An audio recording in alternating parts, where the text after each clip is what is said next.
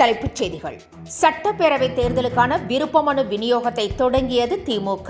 அண்ணா அறிவாலயத்தில் 1000 ரூபாய் செலுத்தி மனுக்களை பெற ஏற்பாடு. தமிழக அரசின் நடப்பு நிதியாண்டிற்கான இடைக்கால பட்ஜெட் 2 நாள் விவாதத்திற்கு பிறகு நிதியமைச்சர் தங்கம் தென்னரசு இன்று பதிலுரை. திமுக அளித்த வாக்குறுதிகளில் 98% நிறைவேற்றப்படவில்லை என நயினார் நாகேந்திரன் குற்றச்சாட்டு. திமுக அரசு ஃபெயில் ஆகிவிட்டதாகவும் பேட்டி. விஜய்க்கு பயந்துதான் தமிழக அரசு மகளிர் உரிமை தொகை 5000 ரூபாய் கொடுத்தது என்றால் பீகாரில் எப்படி பாஜக 10,000 ரூபாய் கொடுத்தது? சீமான் காட்டமான கேள்வி. தங்கம் விலையில் ஏற்றத்தாழ்வு. இன்று சவரனுக்கு 560 ரூபாய் குறைந்தது.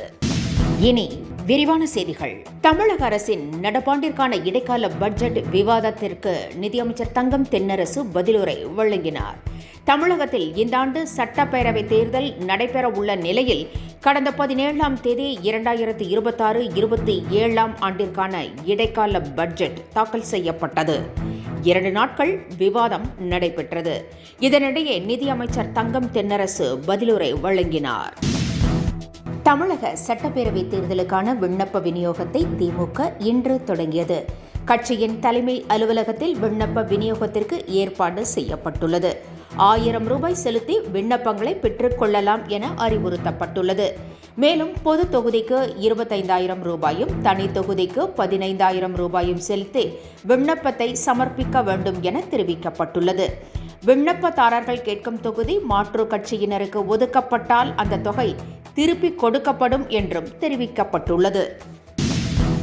தான் பேசிய டயலாக்கையே விஜய் திருப்பி பேசுவதாக சீமான் கடுமையாக விமர்சித்திருக்கிறார்.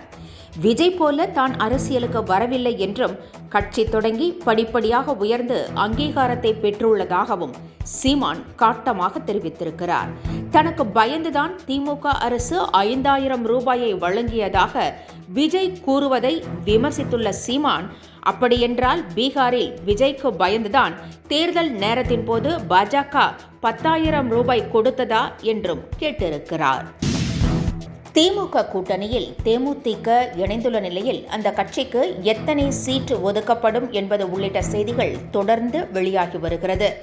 சட்டப்பேரவை தேர்தலில் நிச்சயம் போட்டியிடுவேன் என பிரேமலதா கூறியிருந்த நிலையில் ரிஷிவந்தியம் தொகுதியை அவர் குறிவைப்பதாகவும் கூறப்படுகிறது.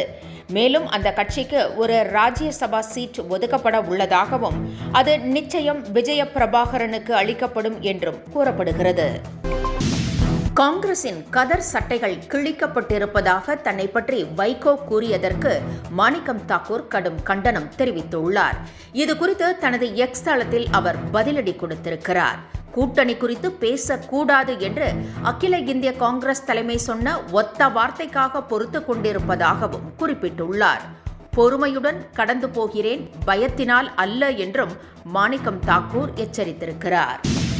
தான் 2வது திருமணம் செய்து கொள்ளப் போவதாக தொடர்ந்து வரும் செய்திகளால் மனம் காயப்படுவதாக நடிகை மீனா மீண்டும் தெரிவித்திருக்கிறார். தான் சிங்கிளாக இருக்கிறேன் என்பதற்காக தன்னை பற்றி என்ன வேண்டுமானாலும் பேசலாமா என்றும் கேட்டிருக்கிறார். கேட்பதற்கு ஆளில்லை என்பதற்காக இப்படி பண்றீங்களா எனவும் மீனா வேதனையுடன் கேள்வி எழுப்பியிருக்கிறார்.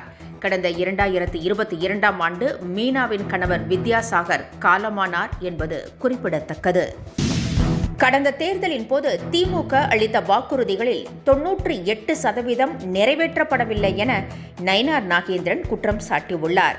செய்தியாளர்களை சந்தித்த அவர் திமுகவின் தேர்தல் அறிக்கை தொடர்பாக பாஜக மேற்கொண்ட கணக்கெடுப்பு ஆவணங்களையும் வெளியிட்டார். இந்த கணக்கெடுப்பின்படி திமுக அரசு ஃபெயில் ஆகிவிட்டதாகவும் அவர் கூறியிருக்கிறார்.